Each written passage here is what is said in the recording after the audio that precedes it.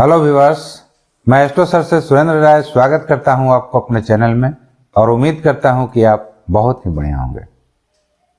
मित्रों, अगर 2024 को मैं आपके सपने को साकार करने का वर्ष कहूं तो इसमें कोई अतिशयोक्ति नहीं, क्योंकि 2024 शायद आपको इस बात का अनुमान नहीं होगा कि यह साल आपको क्या देने जा रहा है।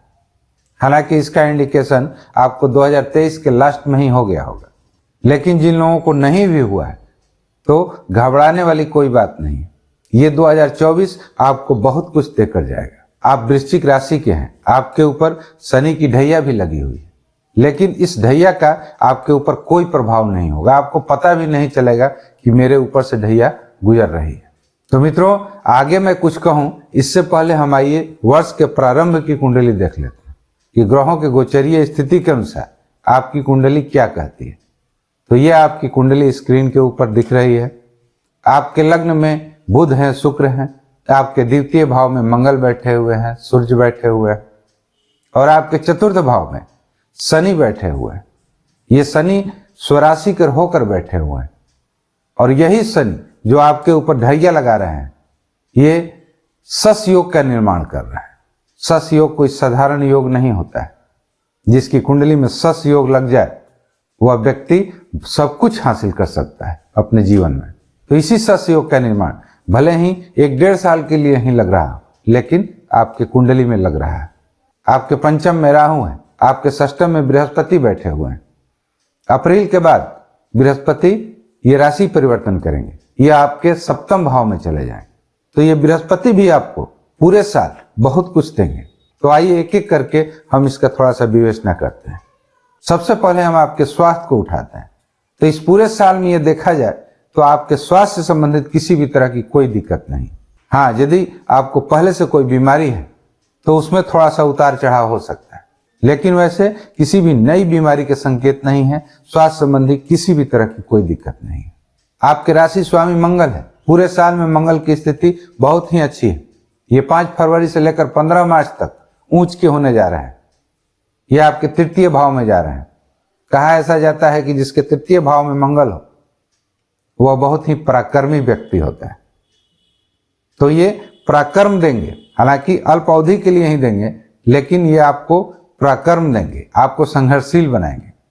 और एक बात कह दूं, यदि आप किसी भी तरह का प्रॉपर्टी डीलिंग करते हैं तो बेहतर हो कि आप इन दिनों में करें तो आप ज्यादा लाभान्वित होंगे।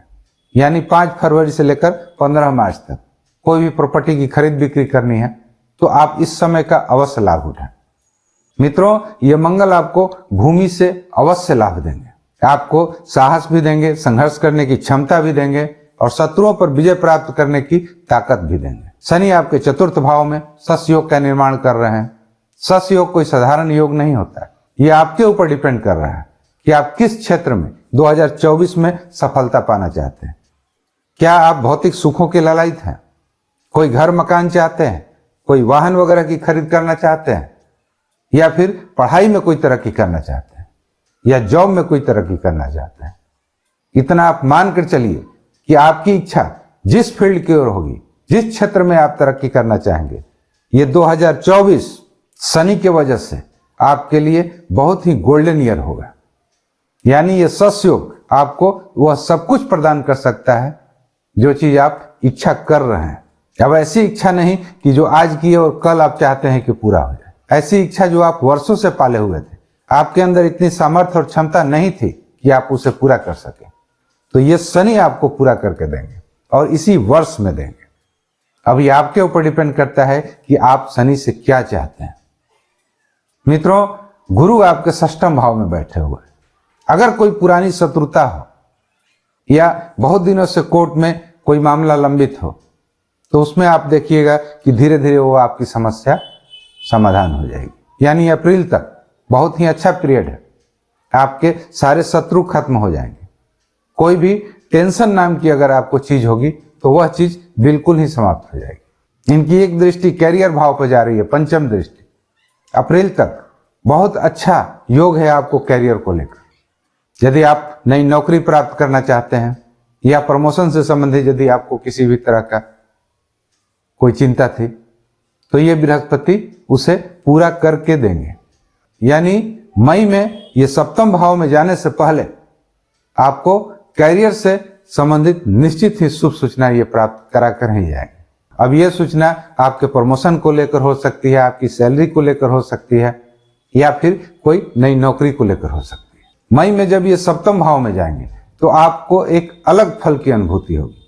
जिन लोगों की शादी विवाह नहीं हो रही थी, ये बृहस्पति शादी विवाह निश्चित कराएंगे। यदि आप व्यवसाय क्षेत्र में हैं तो आप देखिएगा कि आपके व्यवसाय में अब धीरे धीरे ग्रोथ होने लगा। इनकी एक दृष्टि आपके लाभ भाव पर भी जाएगी मई से, तो ये लाभ के नए मार्ग अवश्य खोलेंगे। कोई ना कोई स्रोत आपको जरूर जनरेट करके देंगे। तो ये बृहस्पति आपके षष्ठम भाव में भी बैठकर सही हैं और आपके सप्तम भाव में भी जाकर बहुत ही अच्छा रहेंगे। तो मित्रों, मैं इतना दावे के साथ कह सकता हूं कि ये 2024 आपके लिए बहुत ही अच्छा साल होगा। आपको तनिक भी एहसास नहीं होगा कि आप शनि की ढैया से गुजर रहे हैं। मुझे नहीं लगता कि इस वर्ष में आपको किसी विशेष उपाय की जरूरत है, क्योंकि सारे ग्रह अनुकूल पड़े हुए हैं। जो लोग शेयर वगैरह के क्षेत्र में हैं, यह वर्ष उन्हें भी बहुत कुछ देगा।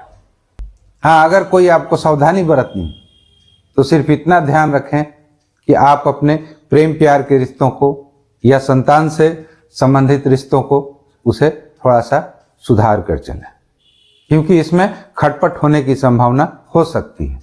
राहु आपके पंचम भाव में बैठे हुए हैं। बाकी और कोई चिंता वाली बात नहीं है।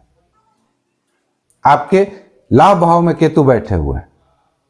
यदि आपको ऐसा अनुभव हो कि कोई भी इच्छा पूर्ति होने में थोड़ा सा विलंब हो रहा है, तो आप सिर्फ पूजा पाठ चालू कर दीजिए। यह कोई जरूरी नहीं है कि आप किस देवी या देवता की पूजा करें।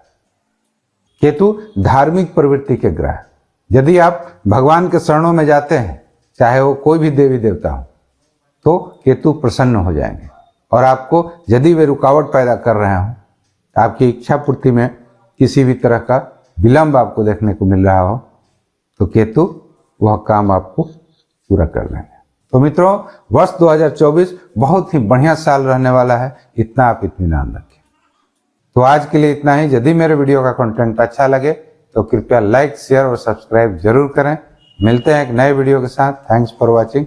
नमस्कार।